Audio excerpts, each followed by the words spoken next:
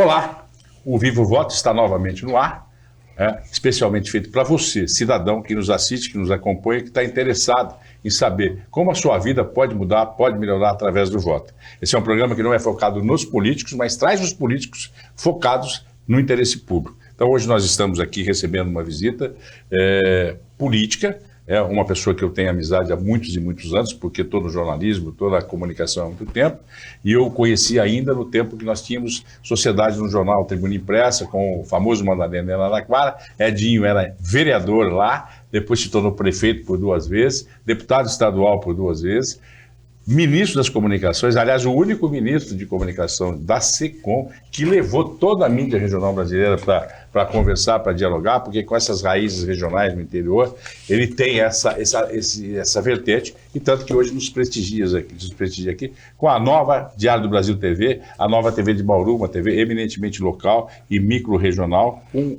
protagonismo do cidadão.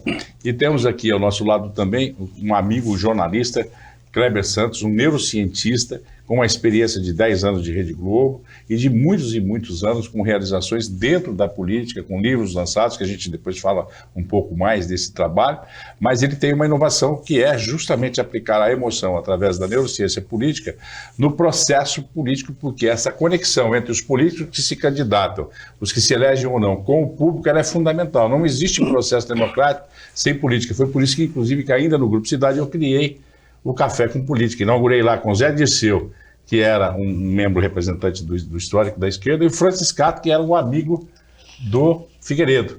E ficaram amigos depois, porque pensamentos divergentes, mas ideias que podem ser debatidas, que podem ser dialogadas com o processo democrático. E nós da imprensa temos essa finalidade de aproximar o público da realidade política e o político da realidade pública, porque muitas vezes ele está lá preso nas suas tarefas, nas suas gestões, pensando já na próxima eleição, e não está sensível a tudo que está acontecendo junto à opinião pública. A imprensa tem esse papel. Então hoje eu Vivo o Voto, eu trago aqui o ex-vereador, ex-prefeito de Araraquara, ex-ministro das comunicações da SECOM, atual presidente do Partido dos Trabalhadores e uma liderança reconhecida por suas qualidades pessoais, humanas e também políticas, porque ele sempre foi muito ponderado, muito equilibrado, um homem de diálogo, né? Firme nas suas ideias, mas sempre aberto a todo tipo de reflexão, até por ser um sociólogo por formação e um humanista, né, por opção, porque eu o conheço, então eu posso falar com essa liberdade. E o Kleber, que nós já fizemos muitas coisas boas juntos, sabe, Edinho? O primeiro debate único na história desse país aqui, como diz sempre o presidente Lula, mas não é isso, é que foi realmente o primeiro debate público entre candidatos a um governo de Estado, foi feito em Bauru, conosco, pela PJ, e com o Kleber, que era dono da TV São Paulo Centro Bandeirantes. A gente já tinha muita coisa junto, trouxemos essa ideia para ele, imediatamente ele levou essa ideia para o presidente da Rede Bandeirantes de Televisão, e Bauru sediou, pela primeira vez na história do Brasil, um debate que tiveram todos, que elegeu, inclusive, o Mário Covas, e todo o universo político do país, praticamente, estava aqui, os maqueteiros, aquela coisa. Foi uma festa da democracia. Nós acreditamos na política como um meio único de contato do público com o poder e vice-versa. Então hoje eu queria agradecer a presença do Edinho, que nos prestigia nesse momento que eles estão fazendo uma convenção aqui na cidade, um encontro regional. Daqui a pouco ele segue em viagem. Esse programa irá ao ar, não demora muito, né? E a gente está gravando hoje aqui porque tem outros programas que já estão editados e procurados, e a gente vai lançar também um outro programa. Esse é o Politicando, que não é um programa de político para o público, mas é do político para a fofoca, para os bastidores, da pimentinha, do ardido, né? Da fofoca política também, que dá o sabor, o tempero. Então vamos começar agora. Depois eu mostro para vocês melhor o Vivo Voto, o Politicando, né? Que é um xadrez político. Vocês me coloquem o vídeo aí e a gente já volta. É um segundinho só.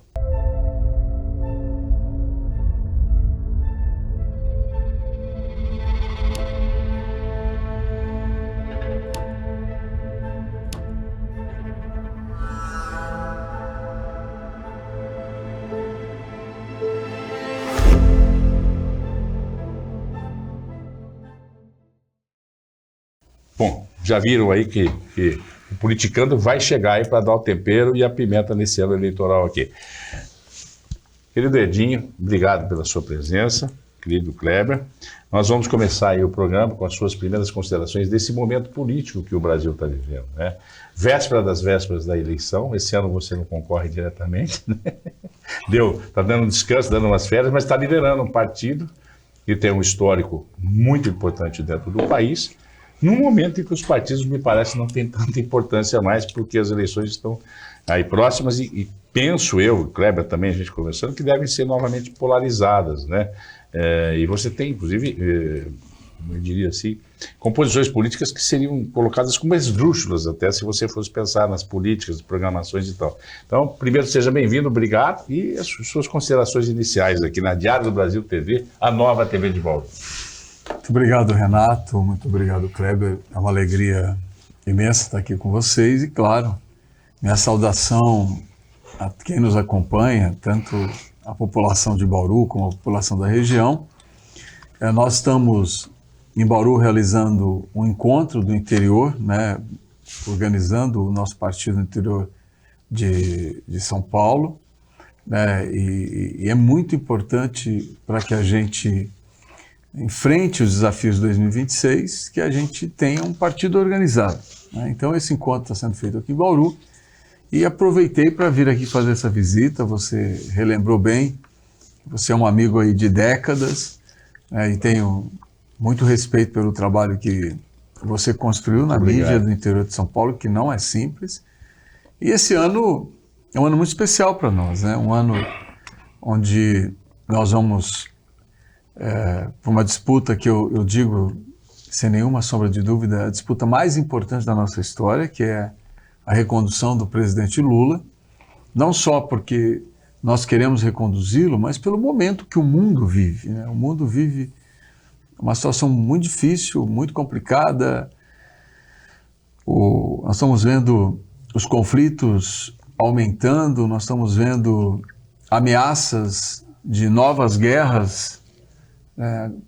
Agora é um período de muita tensão entre Estados Unidos e Irã, né? Estamos vivendo ainda uma guerra da Rússia com a Ucrânia, estamos vendo também tensões na Ásia. Vimos aqui, né, um ato muito violento dos Estados Unidos em relação à Venezuela, que para nós é um precedente gravíssimo, né? Você resolver conflitos, invadindo países, retirando o presidente que está no cargo, é uma situação muito, muito difícil. E é nesse contexto que o Brasil vai ter que se posicionar, né? Se nós vamos dar continuidade a esse projeto do presidente Lula de literalmente reorganização do governo brasileiro. O presidente Lula assume o Brasil numa situação muito difícil do ponto de vista orçamentário. Nós vimos em 2022 o governo Bolsonaro torrou mais de 170 bilhões de reais numa tentativa, né, de mudar os rumos da eleição, jogando dinheiro sem nenhum critério, com aquele famoso benefício, né, um benefício social que não tinha porta de entrada, não tinha critério, não tinha porta de saída. E o presidente Lula assume nessa situação difícil, mas tomou as medidas necessárias que precisavam ser tomadas, né, reorganizou as políticas públicas, reorganizou os nossos programas sociais. O Bolsa Família se tornou um programa com porta de entrada e porta de saída. Só no último período foram 1.700.000 famílias que deixaram o Bolsa Família porque não necessitam mais de apoio do governo. Nós estamos vivendo, do ponto de vista da economia, o Brasil está entre as 20 principais economias do planeta, é o país que mais cresce de forma sustentável, é o país que mais fez distribuição de renda, é o país que tem redução do desemprego, aumento da renda familiar, né? O Brasil hoje vive recordes, é recorde na Bolsa de Valores, é o dólar caindo, né? Um momento muito favorável para o nosso país, claro, mas para que tudo isso continue, nós vamos reeleger o presidente Lula. E aqui no estado de São Paulo também, apresentar ao povo paulista um projeto que possa efetivamente debater a qualidade da segurança pública, a qualidade da saúde, a qualidade da educação, qual é o modelo de desenvolvimento econômico que o Estado, nesse momento, está vivenciando na prática a questão das cadeias produtivas de cada região, se de fato nós estamos com um projeto sustentável de crescimento da economia paulista, debater a situação das concessões, da nova política de pedagiamento, né? Então, são muitos temas para que a gente debata e por isso que nós estamos aqui em Bauru realizando esse encontro. E por isso que eu estou aqui te visitando e dando um abraço do Kleber também. Que bom, Kleber. Edinho, a gente sabe que o medo é uma das emoções mais fortes numa campanha política, né? Se trabalha muito com medo, ou medo de continuar uma coisa que não está agradando, ativa o medo, ou medo de que o que vem possa ser um problema, pode ser uma ameaça. Ameaça, medo são ingredientes muito presentes e muito fortes em campanha política. Agora, literalmente no Brasil, um dos itens mais importantes hoje nas pesquisas, além da questão econômica, é a questão da segurança. A segurança hoje está no topo. Segurança é medo. A pessoa tem medo de pegar o ônibus, tem medo de andar na rua, tem medo, esse medo está muito grande, está muito presente. E a esquerda, o PT particularmente, a gente percebe historicamente, o senhor como é sociólogo, com certeza já até estudou academicamente isso, tem muita dificuldade em lidar com a segurança. Por quê? Junto à população, porque a população ela quer ver algo imediato, ela tem que enxergar, sentir. E o PT tem mais uma mensagem mais a longo prazo, social, uma outra visão.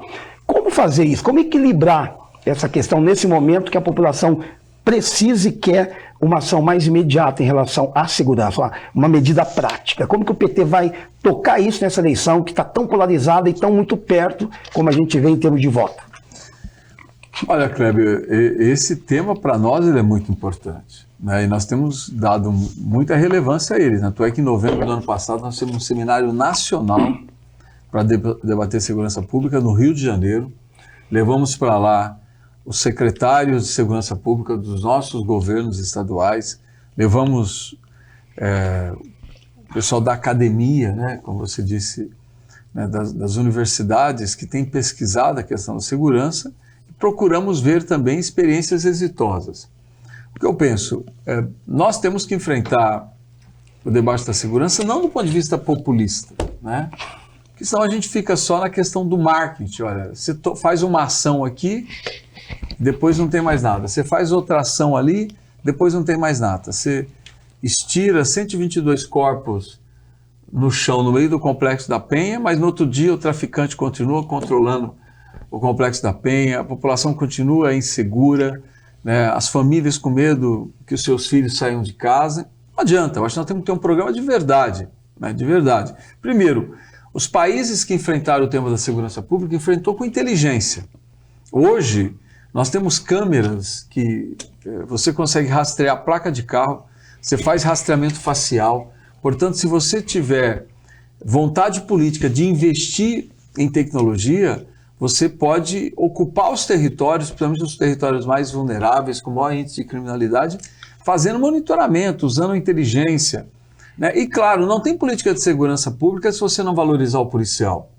Você pega São Paulo, um dos piores salários que a Polícia Militar recebe no Brasil. A Polícia Civil também tem os piores salários. Hoje, se um policial sofrer um acidente em trabalho, se ele for de alguma forma ferido em trabalho e ele for aposentado compulsoriamente, a família dele vai passar necessidade, porque o salário do policial é cheio de penduricalhos. A hora que ele sai da ativa, tudo isso cai e a família passa por dificuldade. Então você tem que valorizar a carreira dos policiais militares, dos policiais civis, da polícia científica. Você tem também que asfixiar o crime organizado. Hoje, quem controla a criminalidade é o crime organizado. O governo do presidente Lula, ano passado, com a Operação Carbono Oculto, rastreou, conseguiu localizar e reprimir, né, o dinheiro do crime organizado, inclusive atingindo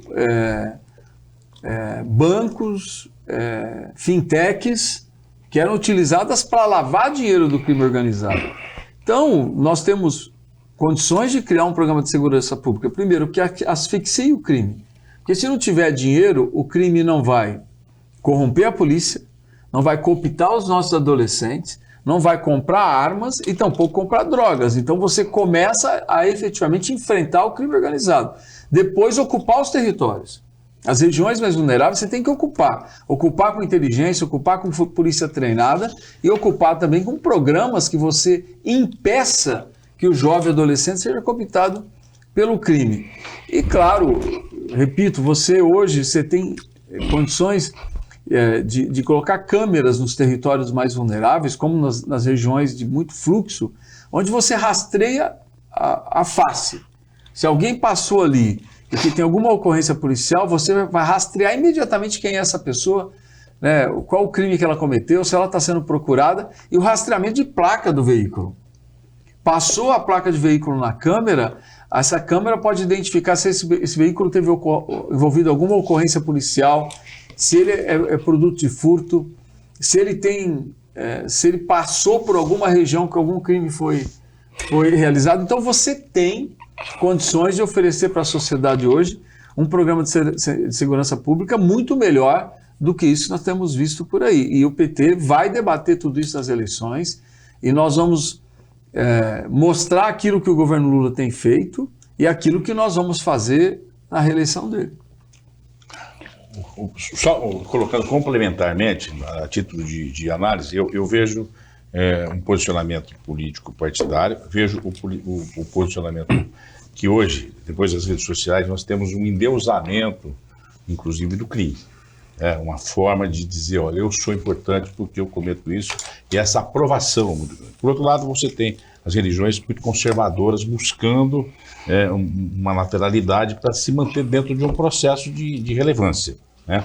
E a sociedade, de uma maneira geral, muito alheia a praticamente tudo isso. Como sociólogo, como uma pessoa que tem essa visão mais complexa do comportamento de massa, essa coisa toda, eu acho que entendo que a comunicação do governo, nesse último governo, nos outros passados, tirando a exceção sua, porque realmente a gente tinha pedagogia na comunicação, explicava por região os fatos, como é que se fazia e tal, deve muito a isso, porque parece que só existe Brasília, tudo é Brasília, quando na verdade Brasília não é. Brasília é o resultado do restante do país. Eu acredito que ainda é um momento, inclusive pré-eleitoral, para se colocar essa pauta. Não estou defendendo verba para publicidade regional, não, porque isso é muito importante também, mas é a comunicação feita por região e com pedagogia para que todas as pessoas que estão acessando a informação possam entender esse processo político, porque fica muito distante. Agora, vê os programas eleitorais, é mais ou menos as musiquinhas, os jingles, os conchavos políticos, os conchavos no bom sentido que a gente diz, os acordos e tal, para se chegar à meta. Agora, se fala que o presidente tem uma preocupação muito grande com o social, tem uma preocupação e precisa na eleição. Mas eu acho que não se trabalha durante a gestão a informação mais pedagógica. E você também é um homem de comunicação, sempre foi muito ligado. Eu queria saber qual é a sua avaliação e o que você acha que pode ser proposto ainda, né, para se colocar uma mudança de comunicação que seja pedagógica para nós cidadãos. Quer dizer, que eu comece a entender o que é bom, o que não é, poder julgar, inclusive, como um cidadão que às vezes nem tem uma visão de contexto, tudo, mas passa a entender melhor. Caso que você falou do assistencialismo da Bolsa Família, que hoje já evoluiu muitas pessoas que não precisam dessa renda, a gente aqui como cidadão comum, não como jornalista, mas como cidadão, a gente não fica sabendo disso. E essa informação fica muito na esfera dos caciques e daquelas pessoas que estão lá na ponta do consumo, na ponta do dinheiro, na ponta da informação.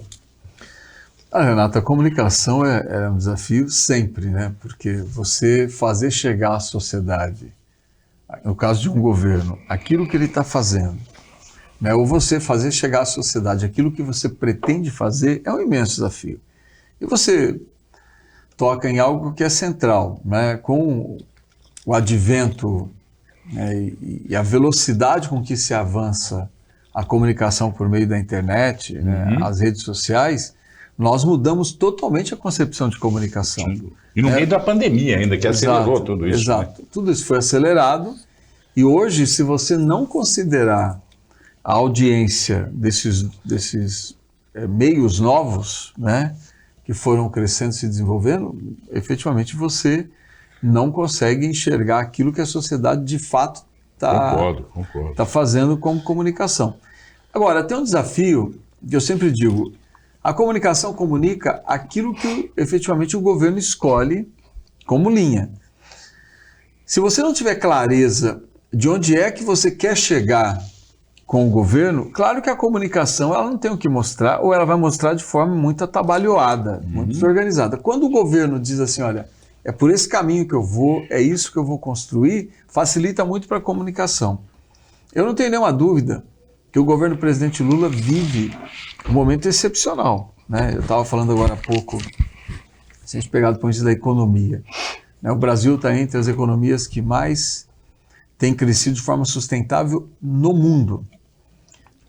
Nós vimos agora o PIB norte-americano saiu hoje 2,2, né? O Brasil cresceu ano passado em 24, 3 pontos, 3%. Então nós estamos crescendo, o país que mais reduziu, né, a discrepância de renda, ou seja, a diferença entre quem tem e quem não tem, numa política muito arrojada do presidente Lula de fazer a reforma da renda, que é um desafio mundial. Você reformar a renda hoje é um desafio mundial. Por quê? Rapidamente, aqui para eu não me estender. Nós, desde 2008, nós estamos vivendo um processo de estagnação da economia mundial. A economia mundial não voltou a crescer nos patamares que a gente crescia no início do século XXI. Né? E claro, essa estagnação se deve por uma série de fatores, que é uma dificuldade da economia, inclusive, gerar consumo para um aumento de produtividade que nós tivemos no século XXI com a adoção das novas tecnologias. Ou seja, nós estamos produzindo mais, utilizando menos mão de obra no processo produtivo, portanto, gerando menos massa de consumo. Aumenta a produção, mas não tem a massa de consumo crescendo de forma correspondente. O que cresceu nesse período? A financiarização da economia. Ou seja, você gera riqueza e concentra a riqueza porque o dinheiro que está no mercado financeiro, ele não está na produção. Ele não está gerando empregos, portanto, ele não está gerando a oportunidade de distribuição de renda. Tem duas formas de você distribuir renda na economia. Primeiro, né, pela transferência direta, ou seja, quando você cobra impostos e repassa esses impostos por meio de transferência de renda, que é o caso do Bolsa Família. Você vai ajudando quem está em dificuldades até que essa pessoa saia da dificuldade que ela se enfrentava. A outra forma de você distribuir renda é por salário. Se você não tem salário, porque você diminui a quantidade de força de trabalho, né, nesse aumento de produtividade, evidente que você está concentrando a renda. Então, esse debate da renda é um debate mundial, o mundo vai ter que enfrentar. No Brasil, o presidente Lula isentou o trabalhador que ganha até R$5.000 e desonerou quem ganha até R$7.300. Então, enfrentou um tema importante desse momento. Quando nós vamos ter que enfrentar o tema da urgência climática, da transição energética, do desenvolvimento tecnológico, o Brasil é hoje a segunda maior reserva de terras raras do mundo. Significa que nós temos metais raros, que são os metais hoje necessários para o desenvolvimento tecnológico. Tudo isso tem sido feito, né? E tem sido planejado e elaborado. Claro que quando você dá o sinal para onde você está indo, a comunicação melhora. Nós estamos vendo o melhor momento da comunicação? Ainda não, acho que nós temos que melhorar muito, mas nós já melhoramos bastante, porque a comunicação tem o que mostrar, né? O governo está dando matéria-prima para que a comunicação funcione. Mas você entra num tema que eu sou muito defensor e tenho dialogado com o ministro Sidônio, que para mim é um ministro excepcional, que é a questão da regionalização da comunicação. A melhor comunicação ela é a regionalizada. Vocacionada para cada área. Claro, porque, Renato, aquilo que está acontecendo na região de Bauru, se a gente mostrar o que tem de Minha Casa Minha Vida aqui, na região, o que tem de dinheiro do PAC, o que tem de dinheiro do Pé de Meia, o que tem de dinheiro do Bolsa Família, o que tem de programas sociais, né, o que tem de repasse para a saúde e para a educação, se eu consigo identificar tudo isso e dizer para o povo de Bauru e região, olha, está aqui a presença do governo do presidente Lula na sua vida, né, eu vou melhorar minha comunicação. Mas como é que eu faço isso? Não é com os veículos, não são com os grandes veículos. Eu acredito sim. Aliás, tem um ditado, vou passar para o Kleber já, mas eu digo o seguinte, tem um ditado que a gente fala aí no Intramuros, né? A ação sem comunicação na eleição. Então, E eu penso tem que regionalizar, é o seguinte, Renato. Tem que regionalizar. É o desenvolvimento regional vocacionado, e eu fiz parte, está lá nos anais do Congresso, desenvolvimento regional vocacionado. Foi uma proposta do deputado Renato Amer, meu xará. Até me homenageou lá, porque eu dei o nome para essa frente parlamentar, que acabou, por uma série de coisas, não fluindo como poderia. Mas é o desenvolvimento regional vocacionado. Deputado de Sorocaba. De Sorocaba, foi prefeito lá. E foi muito bacana, ele foi muito maravilhoso comigo, gostava muito do Frescato, e veio me pediu umas sugestões, eu dei. Mas, Kleber, essa questão da ação sem comunicação, ela é justamente o seguinte: vamos ganhar a eleição, mas o povo não está sabendo de tudo isso que está acontecendo. A gente que é jornalista, a gente mas tá se informado. regionalizar a comunicação melhor. Eu acho que seria bom agora. Se os veículos de Bauru, defendendo a comunicação regional. Se os veículos de Bauru estivessem mostrando, né, com a publicidade institucional, tudo aquilo que está chegando de dinheiro do presidente Lula na cidade de Bauru e região, evidente que a população teria uma outra visão. Porque eu acho, uma crítica aqui para você que é de Brasília, que você que está no alto escalão aí das grandes empresas e dos ministérios, o mundo não é em Brasília. Quem mantém vocês em Brasília somos nós aqui do Brasil inteiro. Isso é um posicionamento claro, transparente, de que a gente tem que ter capilaridade, respeitar as pequenas comunidades onde existem os vazios de notícia, que hoje com a internet é uma coisa muito boa. Nós lançamos o primeiro portal do Jornal do Brasil de internet junto com o UOL, aqui em Bauru. Hoje as redes sociais, você tem que diferenciar o jornalismo do resto. Esse é um posicionamento meu como presidente de uma associação de jornalismo, né? Empresário de comunicação e jornalista também. Porque a informação tem que ter credibilidade. Por quem ela é assinada? Quem está dizendo o quê? Eu acho que essa é uma questão de... O governo, eu estou falando com você porque a gente fala de governo, né? Você tem acesso e é uma voz que pode levar as nossas reflexões, os nossos pensamentos, o que a mídia regional está percebendo.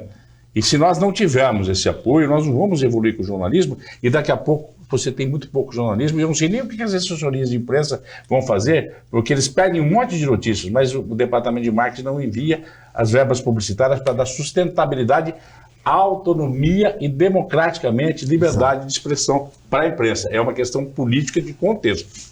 Kleber, por favor. Bom, outra questão, como nós estamos aqui falando do dia a dia da população, né?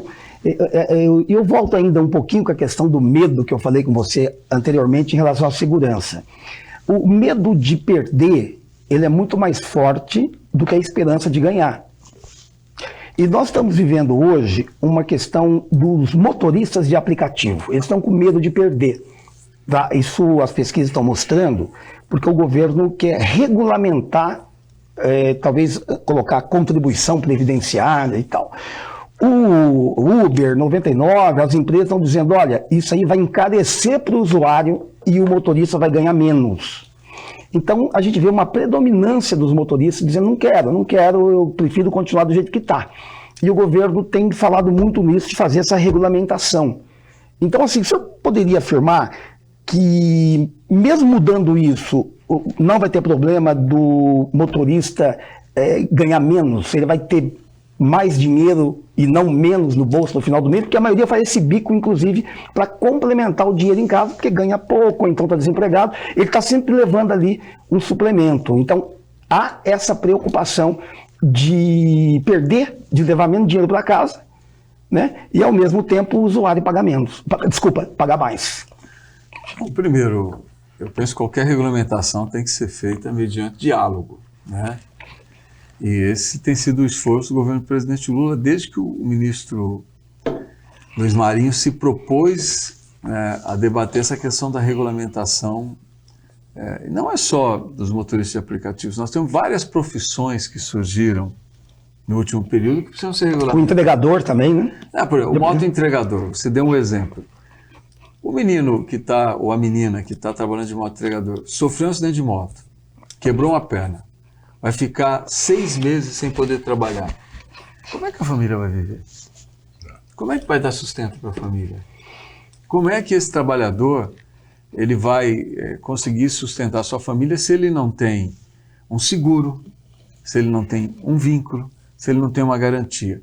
O motorista de aplicativo que muitas vezes complementa a sua renda cumprindo esse papel, outras vezes ele vive disso. Se o motor do carro dele fundir, se ele tiver que fazer um grande reparo por exemplo, na ignição do seu carro, se ele tiver um grande reparo na suspensão do seu carro.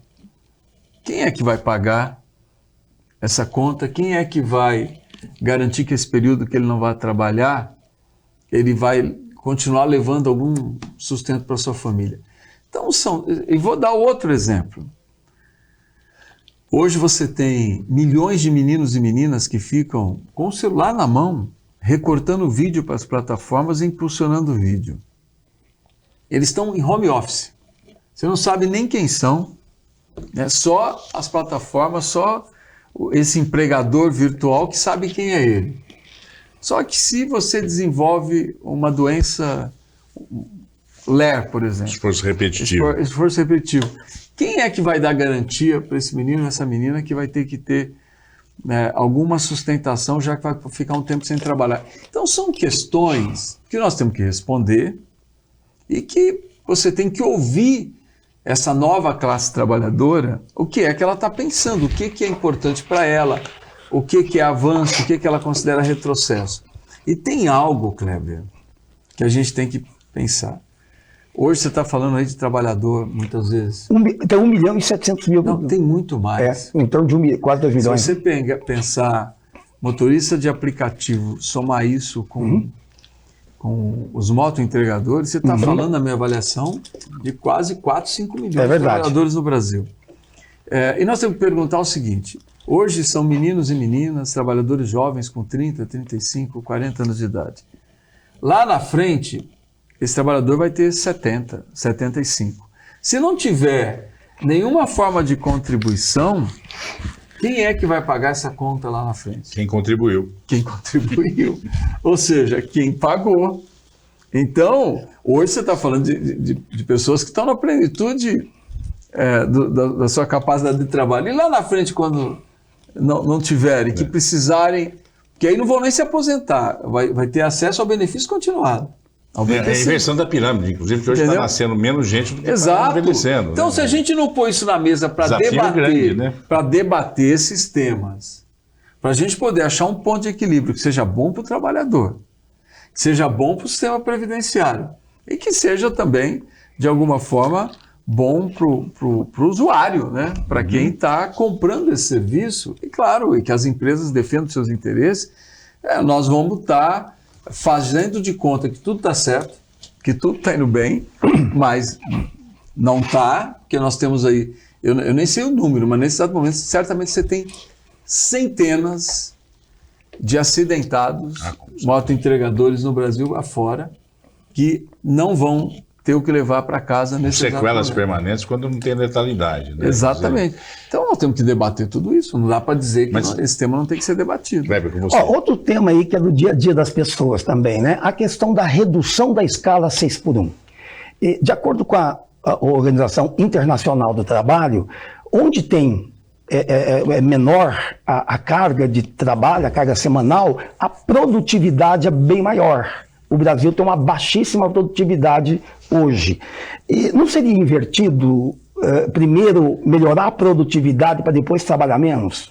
Como é que é essa questão na sua avaliação?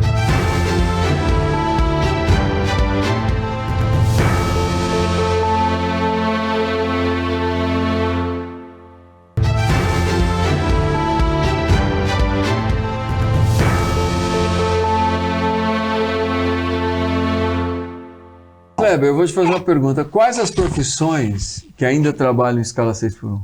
As de bem abaixo. Exatamente. Você pega o setor da área de saúde não trabalha mais 6x1. Educação não trabalha 6x1. Setor mercado financeiro não trabalha 6x1. Então, assim, aí quem trabalha é o comércio.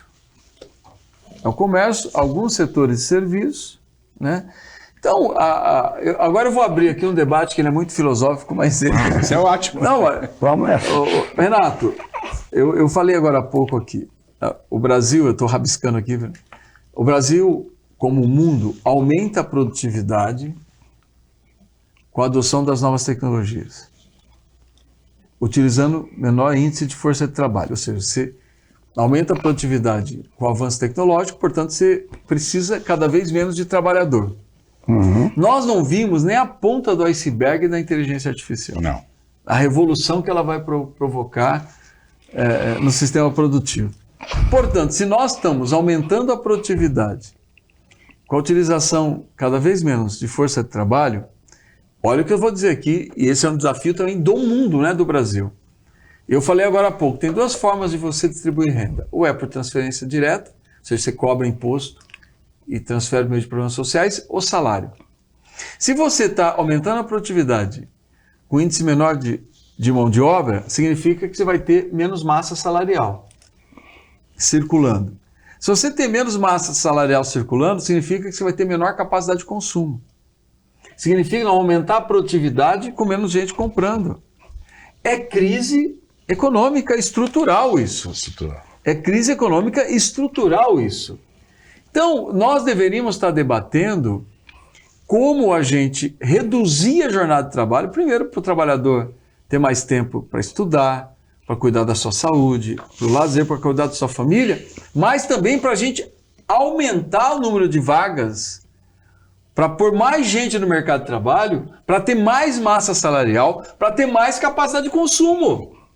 Porque senão nós vamos entrar numa crise econômica estrutural maior do que nós já estamos, né? Porque nós estamos vivendo uma crise econômica desde 2008, a gente não consegue sair dela e ela vai ser agravada por esse fator, aumento de produtividade com número menor de força de trabalho.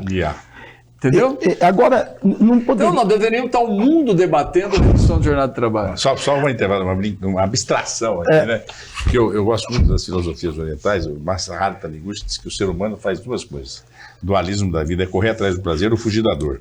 E aí eu acho que a gente pode ser um pouco utópico e pensar que nós podemos chegar ao nosso querido Domenico de Masi, né? Entendeu? Essa questão do ócio criativo, quer dizer, a gente vai ser tão nobre que as outras coisas que as máquinas fazem, elas fazem, mas a gente pode até viver e só trabalhar no que gosta e quando quer. Tomara que seja esse o futuro, né? Depois da IA. Ou criar jornada de trabalho de 12 ou 24 horas, só que com turno de 6. Você vai empregar mais gente, você vai ter mais massa salarial, portanto você vai ter mais gente consumindo. O que assusta a gente é que o seguinte, o pequeno empresário, que é o antigo trabalhador, que hoje contrata alguém e tal, todo mundo fica assustado com essa questão. Como é que eu vou pagar isso? Como é que eu vou ter os encargos sociais disso? Como é que eu vou viver? E eu acho que falta essa comunicação, que dá medo e assusta muito Renato, aquele que é o pequeno empregador, que é o grande empregador do país, que é o pequeno empresário. Sentar na mesa os setores envolvidos e debater com muita tranquilidade. Se precisar ter o tempo de transição, criar um tempo de transição. Ou seja, é dialogando. Essa informação que eu falo que não chega para o público. E aí cria essas questões aí todas desse medo que o Kleber tanto fala. Ô Adil, eu anotei, você foi falando aí, eu anotei aqui, vou falar o contraponto para você. Já vamos filosofar, então vamos lá. Isso aí não vai. Olha só, vou te falar o contraponto. Responde para mim. Aumentar custo para o empresário, reduzir competitividade e levar a empresa a contratar menos. Deixa eu te falar. Não é isso. Se você pensar, você tem a economia. Claro, o Renato levanta uma coisa que é importante. A economia ela é global. Só que a organização dela ela é segmentada. Então você tem setores mais fragilizados, setores mais fortalecidos. O que você tem é que fazer essa conta fechar. Porque se você aumenta a produtividade com menor índice de força de trabalho, você não está falando em aumento de custo, está falando de redução de custo. Certo. Como é que é o cálculo do custo? O capital permanente, que é o investimento. O capital variável, que são os insumos e a força de trabalho. Ou seja, isso aqui, lá na frente, mais a taxa de remuneração, você acha o preço.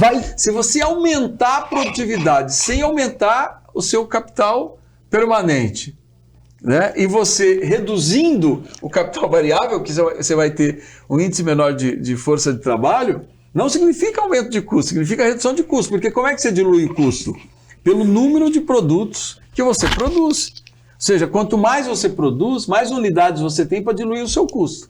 Então, o raciocínio é o inverso. Se você adota as novas tecnologias, se você adota a inteligência artificial, você vai aumentar a produtividade com o mesmo capital investido. Você acha, então, que a inteligência artificial vai absorver os custos, de certa forma? A tecnologia absorve custo. não é só a inteligência artificial. A robótica absorve custo. Claro que o teu investimento inicial ele tem que ser diluído ao longo do tempo, porque você vai fazer... Quando você compra um robô, você tem um investimento inicial. Só que você dilui ele ao tempo. Se esse investimento inicial fosse para você diluir em 100 produtos, o teu custo seria 1. Se você vai diluir em 1000 produtos, seu custo é outro. E isso se aplica para o pequeno? Para o pequeno, porque o pequeno não tem tanta tecnologia. Eu estou falando global da economia. Por isso que eu acho que a gente tem que sentar à mesa e entender o que está acontecendo na economia global. Qual é a tendência do sistema produtivo global. E aqui dentro, enxergar os setores mais fragilizados, mais vulneráveis e proteger esse setor. Ou seja, você não pode tratar os desiguais como iguais. Esse é um princípio equivocado. Você tem que tratar os desiguais como desiguais. Então, aquele que é mais forte, ele tem condições de absorver mais, aquele que é menos forte tem condições de absorver menos. Então, essa é a equação que você tem que sentar e construir no diálogo e na regulamentação. Olha aí, tá vendo? Aí nós vamos cair nos juros, nos 15%, que é o setor mais bem remunerado, né? É o mercado financeiro. O mercado não produz, né? É o mercado financeiro. Mas é muito complexo, mas eu sei que você está com horário, né? E a gente gosta. O debate está bom aqui. A gente gosta muito. Eu não sei se quem está em casa está gostando. Mas eu acho que as pessoas. Pelo menos é assunto do dia a dia, né? Realmente está vivendo. Essa pauta, ela tem que ser pedagógica. Eu faço até um apelo, como você é uma pessoa muito influente dentro do processo político do país, já foi ministro das comunicações, da SECOM, que o pessoal faz, não é Ministério da Comunicação que dá concessão, que dá isso, não é? Ele não é ele que deu a concessão, né? É comunicação social. É comunicação social, que é justamente a imagem, né? Essa relação do poder com o povo e das autoridades. Eu insisto muito nessa questão da regionalização, mas principalmente também que ela venha acompanhada dessa pedagogia na comunicação, porque eu acho que ela elucidaria muitas das nossas dúvidas, porque você tem um excesso de informação produzida e um excesso de visões da mesma informação e muito fake news. Até nós temos um projeto que é o seguinte, só fake sem news. Vamos fazer a diferença do fake e do news. E isso é muito difícil. A gente está vendo cada vez mais acontecer, mas é um momento que eu acho que é muito importante aproveitar esse momento político do país, do mundo, para colocar essas discussões em todos os meios possíveis de comunicação, inclusive nas redes sociais, com gente que tenha endereço, RG, CPF, tudo, e possa ser responsabilizada, que eu acho que o que vale na vida real tem que valer na vida digital. Então, eu estou feliz aqui, se você puder ficar mais, fique a tarde inteira. Eu sei que vocês têm compromisso hoje, né? Mas uma alegria estar aqui. A assessora está aqui, muito sorridente, mas sempre aqui no cronômetro, ela é um relógio suíço, né? É de ponteiro ainda. Isabel, eu falei que eu ia ficar 40 minutos para o público entender, eu já fiquei 50. Mas é isso aí, a gente tem que negociar, né? Tem o lado árabe, o lado italiano e tal, e vamos embora. Mas é muito agradável, muito agradável. Então eu queria, respeitando o nosso compromisso, né? Agradecer ao Kleber, que é meu amigo jornalista, que eu tenho certeza que... o Kleber vai me dar um livro. E aqui o livro está aqui, vou dar uma focada aqui, bonitinha, da saia. Esse aí saiu do forno faz pouco tempo aqui. Isso, com um presente do Kleber, que eu vou ler dedicatória e tudo. Vai fazer aqui. Estou ansioso para começar a ler. E aí eu queria... Já vou entregar aqui o livro. Esses poucos minutos, e aí depende da nossa cronometrista suíça, né? Uma jovem muito simpática, muito bacana, muito delicada, que nos atendeu aqui nessa conexão, para que você pudesse aí falar com o nosso público, com a nossa audiência, através da Diário do Brasil TV, com a sua mensagem, com a sua reflexão e com uma perspectiva para a gente aí, como é que você acha que vão andar as coisas dentro desse processo de cidadania, de exercício democrático da política, da liberdade, do Estado democrático de direito, que é uma coisa que preocupa todos nós, em momentos tão polarizados, com o histórico que a gente teve, inclusive, que teve um processo muito grande, que foi quando o presidente estava com você lá na quadra no dia 8 de janeiro, né? Que você viu coisas que nós e muita gente não viu. Você estava lá com ele, recepcionando ele naquele dia lá. Então, vou deixar o tempo que você achar necessário para as suas considerações finais, né, Kleber? Sim. E nós aqui já nos despedimos de vocês e agradecemos pela audiência, tá bom? Não, Renato, primeiro dizer que eu estou muito feliz de estar aqui, muito mesmo, não só para ter, e tendo aqui a oportunidade de dialogar com o povo de Bauru, o povo da região, mas por dividir essa bancada aqui com você, com o Kleber e com um diálogo aqui de altíssimo nível e de interesse, de fato, como o Kleber ressaltou, de interesse da nossa sociedade. Toda vez que eu estiver por aqui e você me convidar, aqui estarei, pelo respeito à sua trajetória, ao que você representa na comunicação, não só de São Paulo, mas na comunicação brasileira. E eu espero que 2026 seja um ano que a gente faça a democracia avançar, que a gente faça política com menos ódio, com menos intolerância, que a gente adote novamente a racionalidade como instrumento de condução, né, das nossas posições. Eu acho que essa coisa da gente parecer que nós estamos num estádio de futebol, onde uma torcida grita de um lado, outra torcida grita do outro, e onde todo mundo grita alto, ninguém consegue conversar, ninguém consegue construir consenso. Eu penso que o Brasil vive um momento, é urgente nós construirmos consenso, para o bem das futuras gerações. Olha só, nós estamos diante, né, olha as oportunidades que o mundo está nos dando. O Brasil é o único país que pode fazer transição energética de forma sustentável, né? Porque nós somos o país com maior condição de produção de energia limpa. O mundo está olhando para nós, para aquilo que nós vamos ter condições de construir. O Brasil tem a floresta amazônica, que é aquilo que será fundamental para a gente discutir o futuro do mundo, né, e o futuro das novas gerações. Esse patrimônio é um patrimônio do povo brasileiro. O Brasil, agora, na costa equatorial, pode estar diante das maiores reservas de petróleo do planeta. E esse petróleo pode, ser o grande financiador da nossa transição energética, para que a gente mostre ao mundo como que a gente pode efetivamente enfrentar a urgência climática, que é aquilo que aflige não só nós, mas aflige o mundo, né? A cada período das chuvas a gente fica esperando as tragédias chegarem, né? E quando não é excesso de chuva, é excesso de seca, né? É o mundo vivendo tragédias assim que a gente não vivia há décadas anteriores, né? O Brasil tem, portanto, condições de fazer esse debate e de debater os grandes temas da humanidade das próximas décadas. O Brasil tem a segunda reserva de metais raros do planeta, nós só perdemos para a China. Nós podemos ter aqui, né, o caminho para o Brasil ser um país de muito desenvolvimento tecnológico, de empregos de qualidade para as futuras gerações.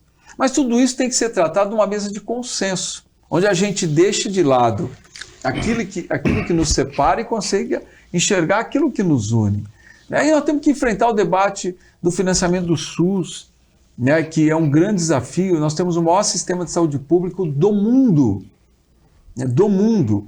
As pessoas estão na medicina privada, aí, por infelicidade, descobrem que tem um câncer violento. O plano de saúde muitas vezes não cobre. Quem é que cobre? É o SUS. Precisa de uma prótese diferente, onde essa prótese vai resolver problemas de saúde que a pessoa, um problema grave que a pessoa está enfrentando. O plano de saúde não cobre. Quem é que cobre? É o SUS. Nós temos, portanto, que debater o financiamento do SUS, né, para o bem do povo brasileiro que tem hoje um plano de saúde público, gratuito e que pode ser melhorado. Nós temos que debater a questão da educação, né? Nenhum país do mundo cresceu, se desenvolveu sem investir em educação.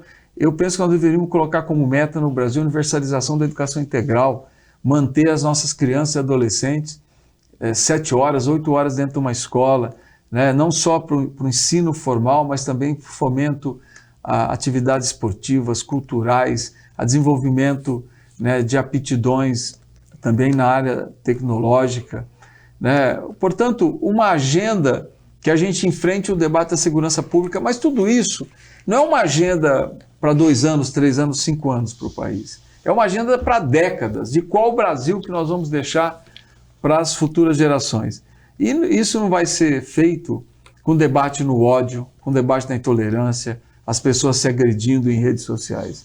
Isso vai ser feito se nós tivermos lideranças políticas que entendam o tamanho dos desafios do Brasil e consigam sentar à mesa, independente das suas divergências, e colocar em primeiro plano os interesses do povo brasileiro.